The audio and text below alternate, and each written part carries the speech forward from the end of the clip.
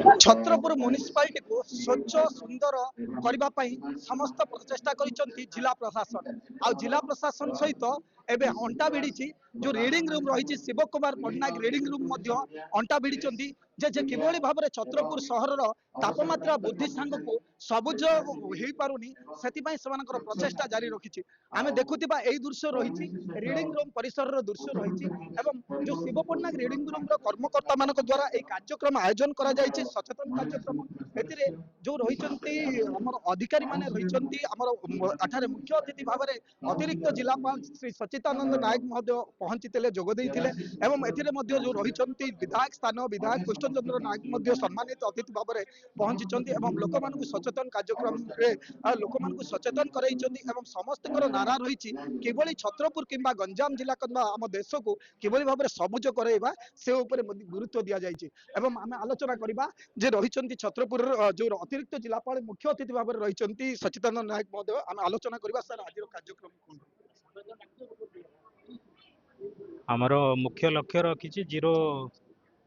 Visibility of plastics आम plastics मुक्त केमती छत्रपुर सहर को करवा से सचेतनता कार्यक्रम कराइला निहाती बहुत भल लगे आशा करी सबू जनसाधारण या पालन करेंगे और छत्रपुर सहर को प्लास्टिक मुक्त करेंगे। निश्चय भाव में सर जिला प्रशासन तरफ आज कार्यक्रम आरंभ होती आम गंजाम स्वच्छ गंजाम आज गंजाम जिलार 22टा ब्लॉक रे नहीं आरंभ होती प्रति पंचायत रे शुभारंभ कराई से परिप्रेक्षी आम प्रति मंगलवार दिन सबू ब्लॉक रे सबू पंचायत रे कार्यक्रम जारी रखू आ लोक मान सचेतन करूँ आ प्लास्टिक फ्री गंजाम करूँ। अतिरिक्त जिलापाल मुख्य लक्ष्य रही किभली भाव में गंजाम को स्वच्छ करा जिला प्रशासन प्रयास करा आज कार्यक्रम में जो रीडिंग रूम रही शिव कुमार रीडिंग रूम रही पक्षर एक कार्यक्रम करा छत्रपुर को किभली भाव में सबुज सुंदर करने एक प्रचेषा करा निश्चय भाव आम भी साधुवाद देवा एभली कार्यक्रम आयोजन कर आलोचना करवा सर आपन मो नाम B Srinivas secretary Shiv Kumar Pattanaik reading room Chhatrapur. Sir कौन कहे आप गोटे कनसेप्ट मन में गोटे लोक मान साहाय्य गोटे रीडिंग रूम छत्रपुर लोक मान सहायक साथी कार्यक्रम कहीं आमर गोटे सोशल रेस्पॉन्सिबिलिटी रोचे आम खाली नुह जे आमर व्यक्तिगत कार्य नियोजित करवा किंतु सोसाइटी रो डेवलपमेंट आम चिंता करिया पड़िबो परिवेश टा मुझे चिंता करिया पड़िबो विगत दिन रे आम हेल्थ एजुकेशन सैनिटेशन एवं आपणकर डिवोशनल कल्चरल एंड एगुड़ा सब आम प्रमोट करिछु शिव कुमार पट्टनायक रीडिंग रूम माध्यम एवं रीडिंग रूम माध्यम वर्तमान आम समस्ते एकत्रित होई आमर जो कमिटी अच्छी रावणा भाई कहतु एसके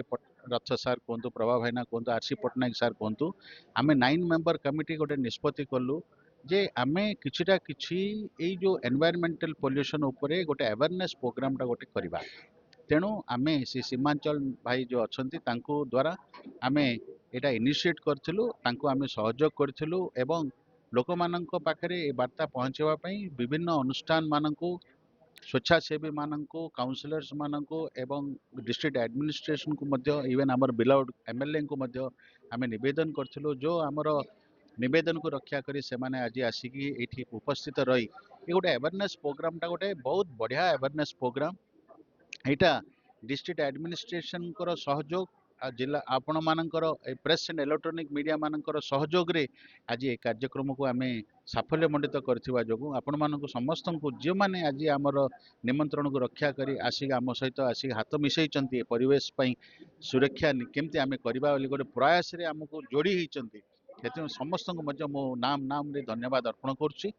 निश्चय भाव में देखु तो अनेक सचेतन कार्यक्रम करा जाउछि सबुज सुंदर पाई किंतु ये गोटे नियारा थिला जेते शिव पट्टनायक रीडिंग रूम रो जो रही कर्मकर्ता माने ए जो बैनर टी देखुथिबे अनेक कार्यक्रम रे बैनर टी रहुछि जे जो सिंथेटिक रहुछि जहाँ पे बैनर टी मध्य गोटे परिवेश हानिकारक साजुछि କିନ୍ତୁ ସେମାନଙ୍କର ନୂଆ ଚିନ୍ତାଧାରା ହେଉଛି ଆଗାମୀ ଦିନରେ ସେମାନେ ସଚେତନ କରାଇଛନ୍ତି କିଭଳି ଭାବରେ କପଡ଼ାର ପୂର୍ବରୁ ଯେଭଳି ଭାବରେ ବ୍ୟାନର କରାଯାଉଥିଲା ଆଜି ସେଭଳି ଭାବରେ ସେମାନେ ସମୟ ଲାଗିଛି ଅନେକ ଲୋକଙ୍କୁ ରିକ୍ୱେଷ୍ଟ କରିଛନ୍ତି ଏବଂ ତାପରେ এই ବ୍ୟାନରଟି ତିଆରି ହେଇଛି। ଆଉ এই ପରିସର ଭିତରେ ମଧ୍ୟ ଦେଖୁଥିବେ ଯେ କନାର ବ୍ୟାଗ୍ କିଭଳି ବ୍ୟବହାର କରିବେ ସୂତାର ବ୍ୟାଗ୍ କିଭଳି ବ୍ୟବହାର କରିବେ ତାହା ମଧ୍ୟ କରିଛନ୍ତି ଲୋକମାନଙ୍କୁ ସଚେତନ କରିବା ସହିତ ସେ ବ୍ୟାଗ୍ ମଧ୍ୟ ଲୋକମାନଙ୍କୁ ପ୍ରଦାନ କରିଛନ୍ତି। ଏଇଠୁ ଆରମ୍ଭ ହଉ ଏ ବ୍ୟାନର ଲଗାଇବା ବ୍ୟାନରଟି କିଭଳି ଭାବରେ କନାର ବ୍ୟାନର ଲାଗିବ ଏବଂ ଆଗାମୀ ଦିନରେ କିଭଳି ଭାବରେ ପ୍ଲାଷ୍ଟିକ ପଲିଥିନ୍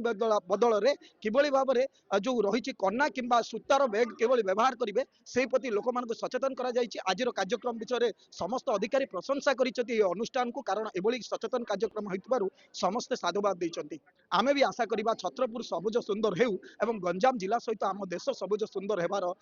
ଏଇ ଯେଉଁ ସଚେତନ ଏଭଳି ଆରମ୍ଭ ହୋଇଛି এই କାମ କିଭଳି ଭାବରେ ସଫଳ ହେବ ତାହା ସମସ୍ତଙ୍କର ମଧ୍ୟ ପ୍ରଚେଷ୍ଟା ରହିବ ଆଉ ଆମମାନଙ୍କର ଦାୟିତ୍ୱ ରହିବ। ଛତ୍ରପୁର ସୁଧୀର କୁମାରଙ୍କ ରିପୋର୍ଟ MBC ନ୍ୟୁଜ୍।